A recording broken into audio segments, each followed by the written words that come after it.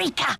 If there's one thing I like in a young person, it's ingenuity. Now, I've got work to do. Time to stir the cauldron and stoke the fire. But if you'd like to talk, I'll be holding office hours in the lobby between 3 and 6 a.m. Meet me then. All right. So, I hope that actually worked out.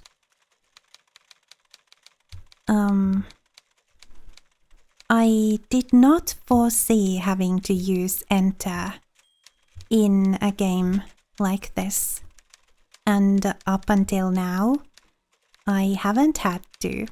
So I've had it as one of the keyboard shortcuts for my recording software. Anyway, she said that now that we've given her the correct answer to that, she will see us in the lobby between 3 and 6 a.m. It is currently 15 past 10. So I guess we'll go into our room and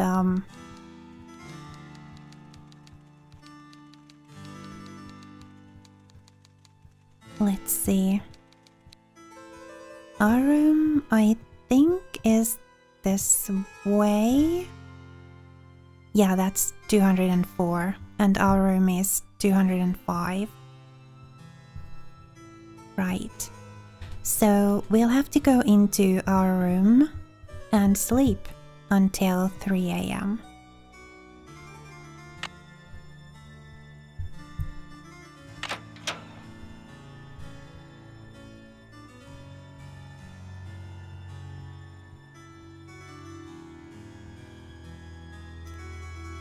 But do we want to call our friends maybe? Have a bit of an update with them? Why not? Let's call Ned.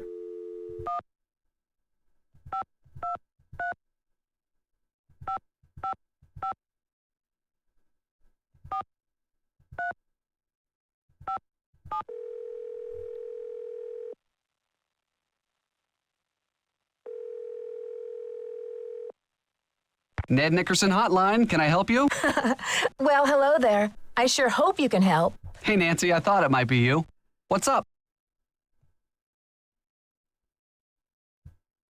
How do you think Ezra Wickford got his hands on Marie Antoinette's red medallion? Maybe Monsieur Leboeuf took it from Marie when he captured her at Varennes. And then Wickford bought it from Leboeuf's family when he bought the library. That would make sense. I'm trying to decide what to do next. Any thoughts? Your suspect list needs some filling out. Take a good look at those scrapbooks and any other papers that Ezra might have left. They might offer you some insight. Okay. Bye, Ned. Keep me posted. Let's call George and Bess as well.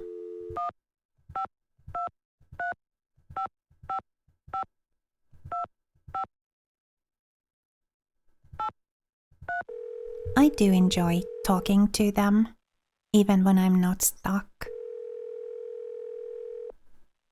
Hello? Hi, George. Hey, Nancy. What's the latest? That ventilation duct in the elevator shaft? It leads to the library. I knew it! So you got inside? Did the vandal do a lot of damage? It was a mess in there, all right. The vandal even clawed a big hole in one of the walls. He or she must have been desperate to find something. Like what? I don't know. Before I could really investigate, Dexter came in. Uh-oh. What did you do? I hid back in the duct. He was looking for something, and then he left. Well, that sounds awfully suspicious. Didn't he say he didn't want anything touched until the police came? Right, I know. Wow. I wonder what everyone is looking for. Maybe one of the books in the library contains a secret code. Or a treasure map. Or maybe I'm too late. Maybe the vandal already found it, whatever it was. Apparently old Dexter doesn't think so. I found Ezra Wickford's secret garden. You'll never guess what Dexter's boyhood luck charm was. A rabbit's foot?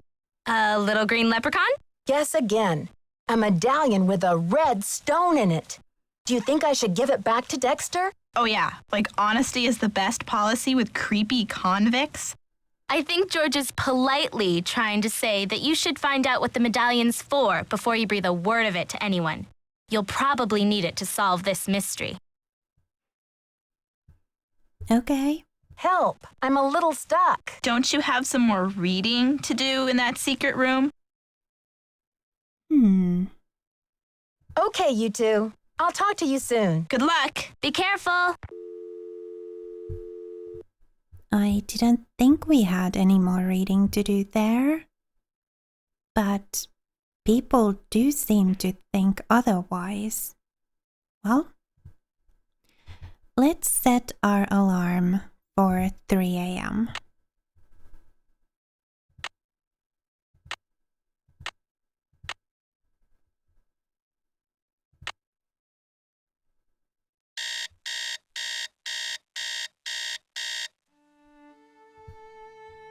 And let's go talk to the professor.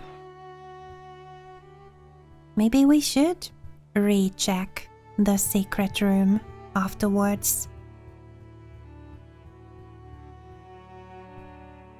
But we'll go talk to the professor first.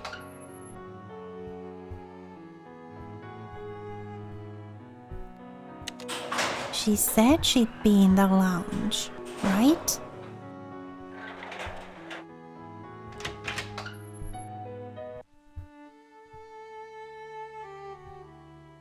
Weird time for office hours. 3 a.m. to 6 a.m.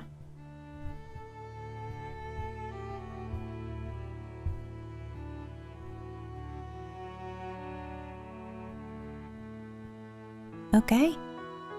Nancy, dear, welcome to the witching hour. Isn't it marvelous to be up and about when others are sound asleep? I find my brain waves are at their most powerful during this time.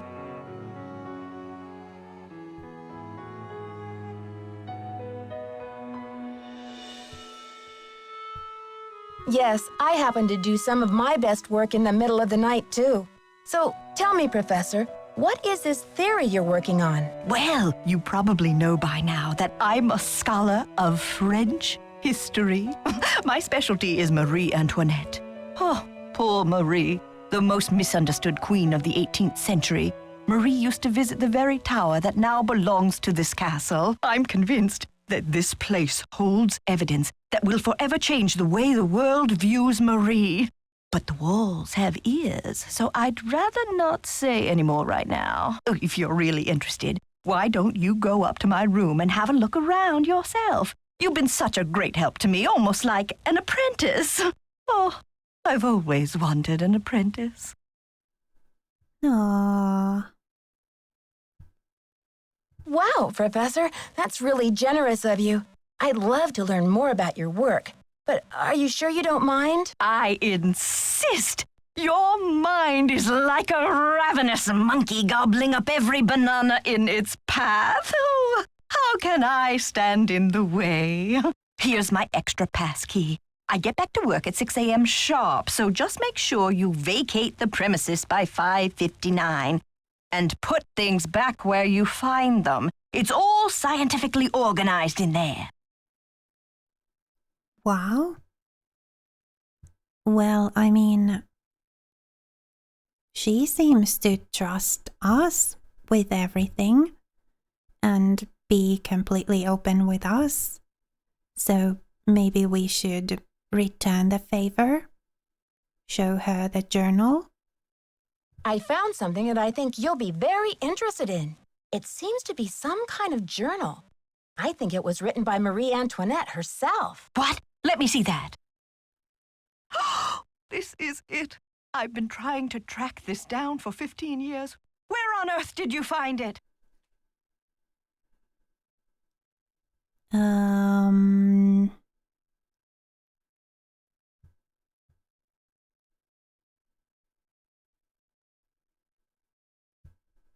Well, it's a long story, but I happened to find a way into the Queen's Tower, where I happened to find a secret compartment.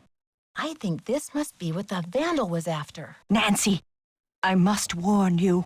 I'll wrestle you for this if I have to, and it won't be pretty.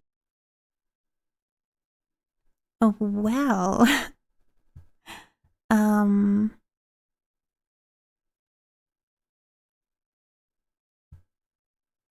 on a mission of my own, Professor, so we're going to have to make a deal. I place the journal in your hands, you translate it for me. Does that sound fair? Absolutely. I'll get to work on it right away. I'll have the translation ready in my room for you this time tomorrow. Until then, I mustn't be disturbed. Okay. So I guess 3 a.m. tomorrow. It's 6 a.m. now. So what do we do now? I guess go into the secret room. Ugh, I'll have to deal with the alarm again. Not a big fan. But our friends do say that we have more to read in there. And I don't think we have much else to do right now. So 3*72.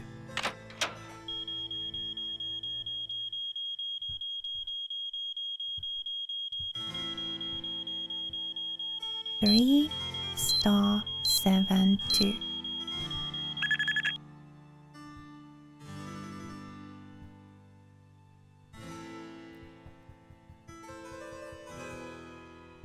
And up we go.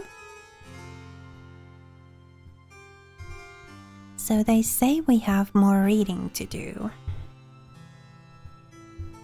Let's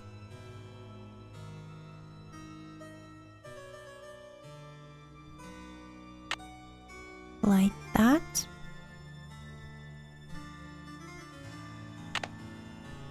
And see if we actually have more reading here.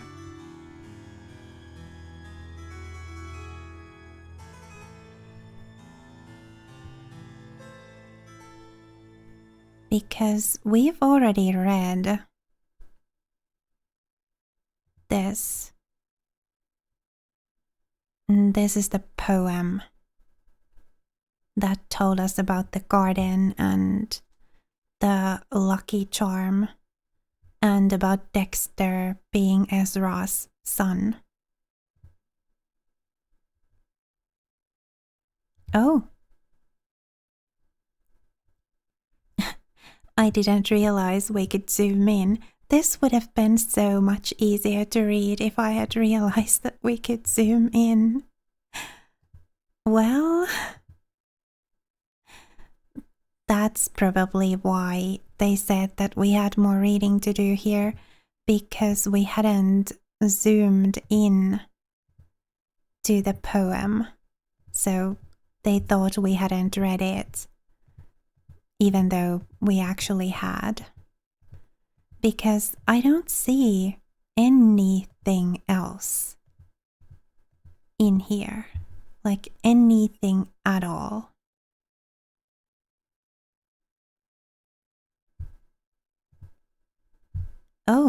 Oh, butterflies and other bugs. Is this relevant in some way?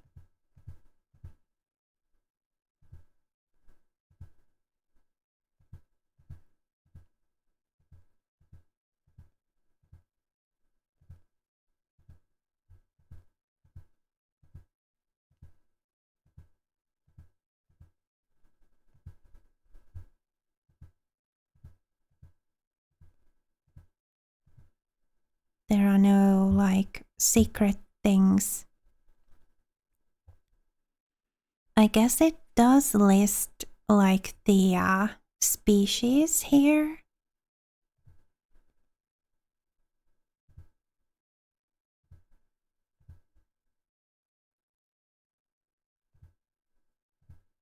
I wonder if this is going to be relevant at some point.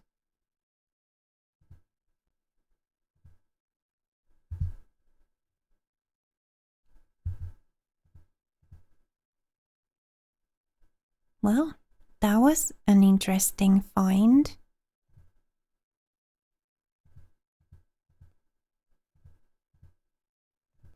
I actually didn't think we would find anything else in here.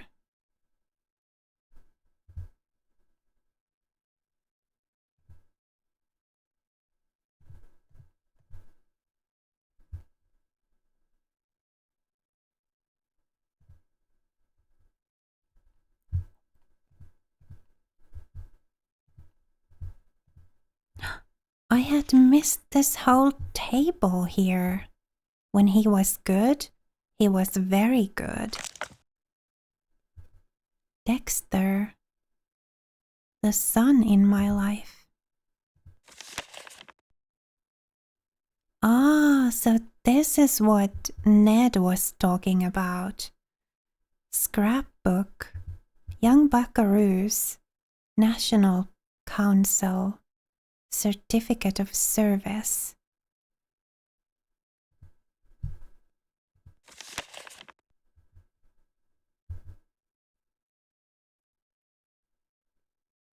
Student trip to DC.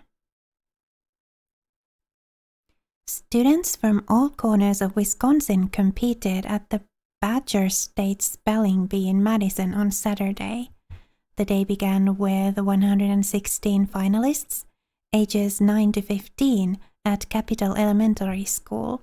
After 14 rounds of competition, there were 3 remaining finalists: Marcia Aldrich of Dresser, Tanya Jones of Ladysmith, and Dexter Egan of Butter Ridge.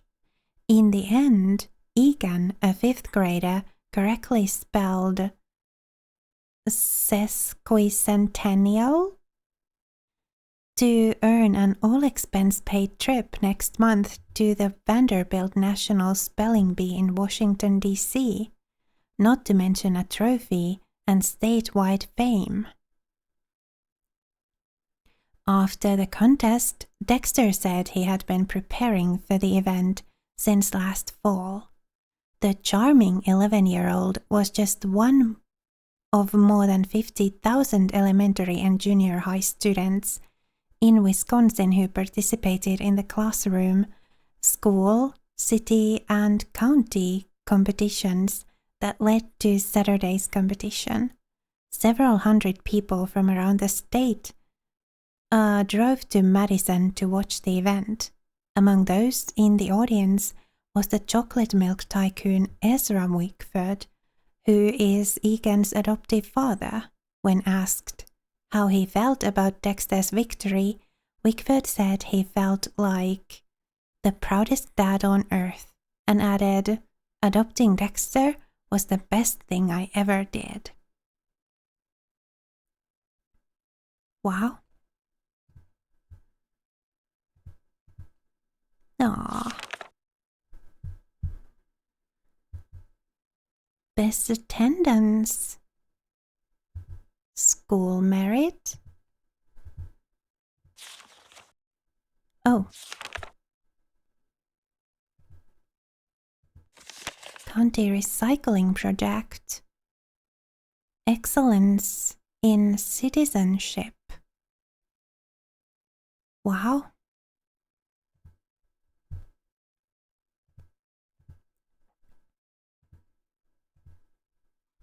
Father's Day. Aww.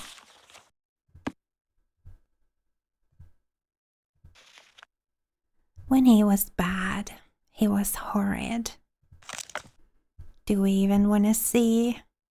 When it rains, it pours. My son, the vandal. Dear Mr. Wickford, we're sorry to report that your son Dexter was caught on school grounds last night throwing rocks at the gymnasium windows.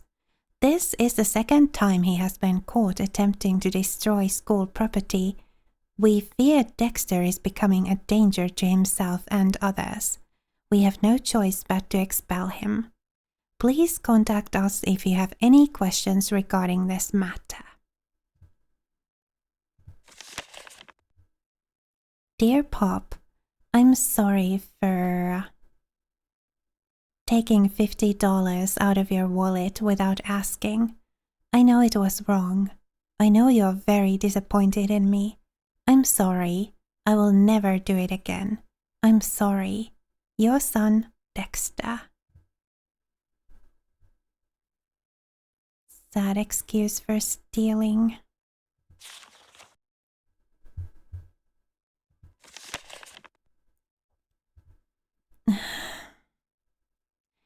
Bank employees at the Milwaukee branch of First National Bank on 3rd Street helped police catch a young man who tried to cash counterfeit checks in their bank September 6th at 2:30 p.m.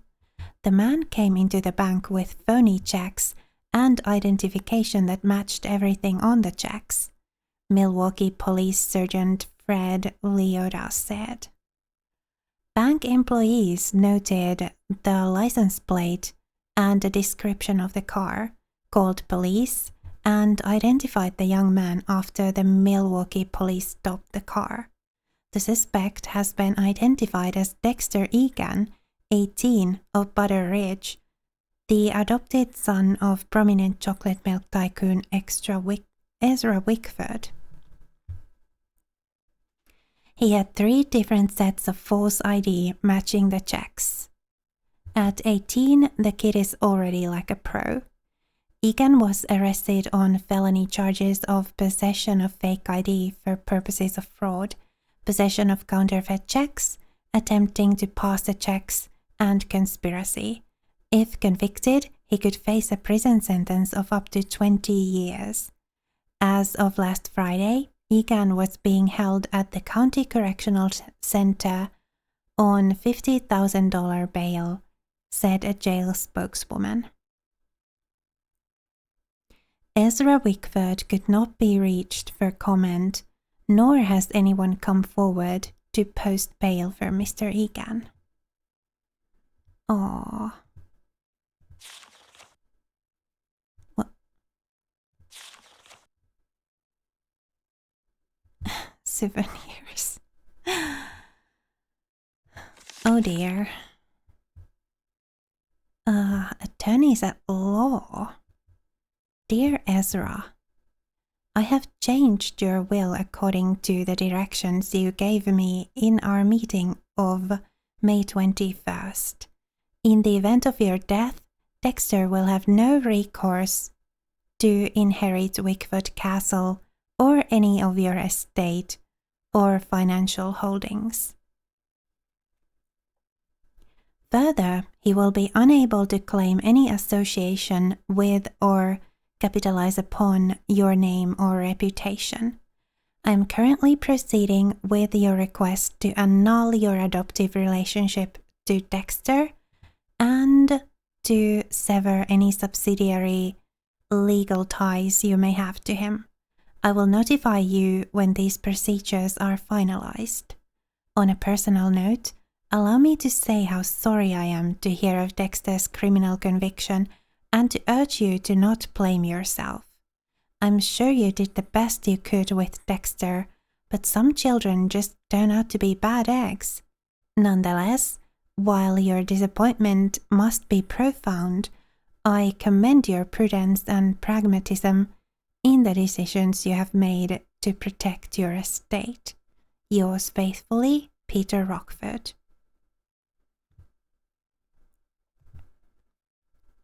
Wow. I'd rather see it burn. Yeah, I guess he felt pretty strongly. Rather see it burn than leave it to Dexter. So I guess that was what we were, meant to find. That was what Ned and our friends were talking about.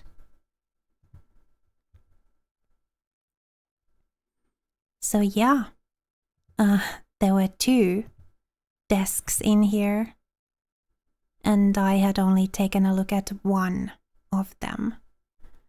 I guess that's all we've got here. At least I don't see anything else in here.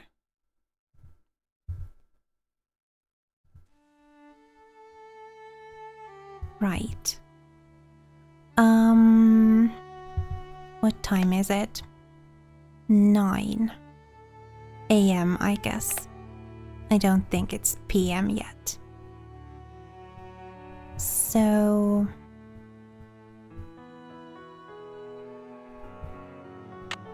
I guess I'm going to try and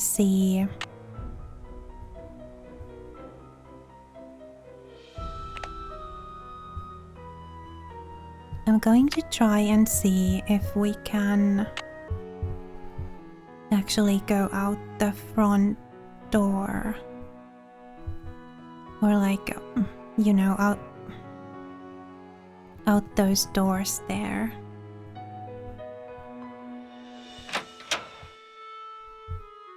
Without getting caught. Yes, we can. Okay, that's good. So, do we now have anything new to talk to him about?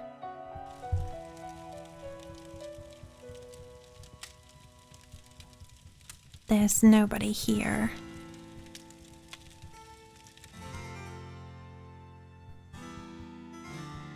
He's not here either. Where is he? Weird.